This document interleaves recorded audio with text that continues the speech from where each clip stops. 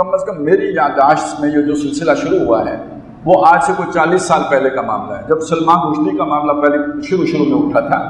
یہ تقریباً آج سے 35 سال پہلے کی بات ہے، یہ سلمان رشدی والی 1988-89 کے لگ بھگ کی بات ہے۔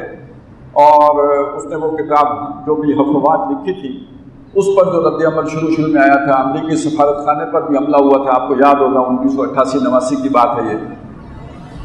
پھر اس کے بعد سلسلہ چل پڑا، پھر تسلیمہ نسرینہ وہ آ گئی، پھر پتہ نہیں کون آ گیا، پھر رکنے میں نہیں آیا۔ کبھی قرآن کو گٹر میں بہایا جاتا ہے، کبھی آگ لگائی جاتی ہے، کبھی نعوذ باللہ پیشاب کیا جاتا ہے، کبھی کیا کیا جاتا ہے، اور کبھی نبی صلی اللہ علیہ وسلم کے خاکے بنائے جاتے ہیں۔ یہ سلسلہ ایک عرصے سے جاری ہے۔ تو میں چاہتا ہوں ذرا آپ کے سامنے تھوڑا سا اس کا پس منظر رکھوں کہ یہ کیا ہے، یہ ہوتا کیا ہے۔ آپ کو کچھ ایسے لوگ ملیں گے جو یہ بتائیں گے آپ کو، اور وہ غلط نہیں بتا رہے ہوتے، بعض لوگ اسی مقصد کے لیے بھی یہ کام کرتے ہیں۔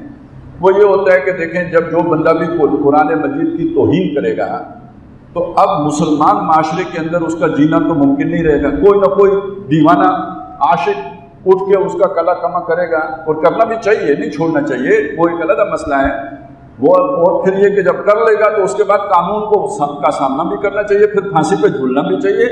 جب محبت کی تو ڈرنا کیا، تو یہ تو پھر وہ جو شریعت کا تقاضا علیحدہ پورا ہوگا اور وہ عشق کا تقاضا علیحدہ پورا ہوگا، یہ تو دو علیحدہ چیزیں ہیں نا۔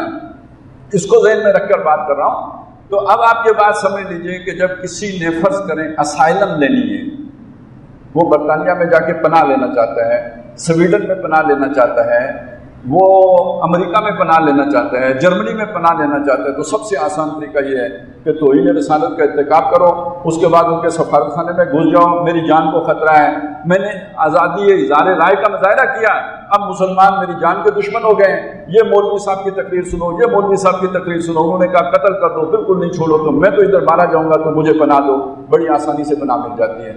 تو کچھ لوگ یعنی اپنے اس غرض کے لیے بھی یہ کبھی حرکت جو ہے وہ کرتے ہیں۔ ایسا نہیں ہے کہ ایسے لوگ نہیں ہیں، ایسے لوگ ہیں جو اس غرض کے لیے یہ بات کرتے ہیں۔ اس شخص کے بارے میں بھی یہ بات کہی جاتی ہے کہ یہ وہاں پہ سویڈن میں اس نے پناہ کے لیے درخواست دی ہوئی تھی، اور اسے کنفرم کرانے کے لیے اس نے یہ حرکت کی تاکہ انہیں بتا سکے کہ اب تو میں واپس عراق جا ہی نہیں سکتا، گیا تو مارا جاؤں گا، لہذا آپ مجھے پناہ دیں۔ یعنی یہ ان کو مجبور کرنے کے لیے اس نے یہ حرکت کی ہے، یہ بات کہی جاتی ہے۔